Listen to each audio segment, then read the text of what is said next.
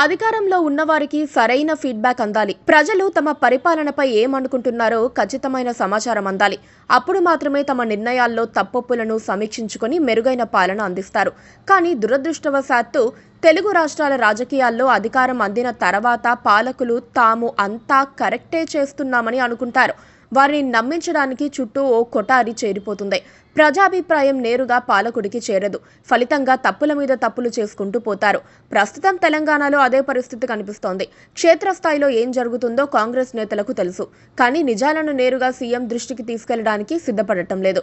ఎందుకంటే ఆయన కళ్లకు గంతలు కట్టే టీం ఒకటి ఇప్పటికే ఆయన చుట్టూ చేరింది. 4 పథకాల ప్రారంభోత్సవంలో ఎమ్మెల్యే కోమటిరెడ్డి రాజగోపాలరెడ్డి ప్రజలు తమ ఎదుట ఏమనుకుంటున్నారో చెప్పారు. రైతు బంధును ఎగ్గొట్టామని, రైతు భరోసాలో ఇచ్చిన హామీ మేరకు కాకుండా కొంత నగదు తగ్గించామని, గ్రామాల్లో కాంగ్రెస్ ప్రభుత్వాన్ని తిట్టుకుంటున్నారని రాజగోపాల్ రెడ్డి చెప్పారు. యాదాద్రి భువనగిరి జిల్లా చౌటుప్పల్ మండలం మసీదుగూడెంలో ఏర్పాటు చేసిన సభలో పాల్గొని లబ్ధిదారులకు మంజూరు పత్రాలు అందజేశారు. ఈ సందర్భంగా రాజగోపాల్ రెడ్డి మాట్లాడారు. తమకు రైతు రుణమాఫీ కాలేదని, రైతు బంధు రాలేదని గ్రామాల్లోని ప్రజలు ప్రభుత్వాన్ని తిడుతున్నారు. అంతా కేసీఆర్ పాలనే బాగుండేదని మెచ్చుకుంటున్నారని తెలిపారు. రైతు బంధును మధ్యలో ఒకసారి ఎగ్గొట్టామని, రైతు భరోసాలో ఇచ్చిన హామీ మేరకు కాకుండా కొంత నగదును తగ్గించామన్నారు. అందుకే గ్రామ ప్రజలు ప్రభుత్వాన్ని తిడుతున్నారన్నారు. రైతు బంధు మీకు తెలుసు, రైతు భరోసా పేరు మార్చింది. రైతు భరోసా కూడా గవర్నమెంట్ రాగానే ఎమ్మటే ఇచ్చిందా? ఎంత ఇచ్చారు? 5,000 నాకు ఇచ్చినప్పుడు మళ్ళీ కాంగ్రెస్ వచ్చిన ఇచ్చిండ్రు. మధ్యలో మాత్రం ఒకసారి డుంగి కొట్టింది. ఒకటే తిడుతున్నారు జనం. ఊళ్ళో పోతే ఒకటే తిడుతున్నారు. కేసీఆర్ బాగుండేది ఇస్తారు కాంగ్రెస్ అన్నారా? కానీ కేసీఆర్ బాగుండే రైతు బంధు ఇవ్వలేదు. ప్రతి కాంగ్రెస్ నేతకు ఇదే ఫీడ్బ్యాక్ వస్తోంది. విపక్షాలు కూడా కొంతకాలంగా ఇదే చెబుతున్నాయి. సంక్షేమ పథకాల అమలులో కాంగ్రెస్ ప్రభుత్వం పూర్తిగా ఫెయిల్ అయిందని, ప్రజలు ఆగ్రహంతో ఉన్నారని పేర్కొంటున్నారు.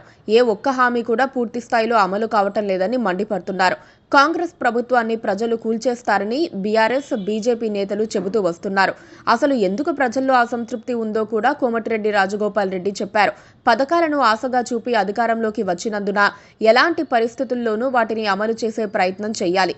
కానీ రేవంత్ రెడ్డి ప్రభుత్వం ముందుగా ఆ పథకాల అమలుపై కాకుండా ఇతర అంశాలపై దృష్టి పెట్టిందని అర్థం చేసుకోవచ్చు.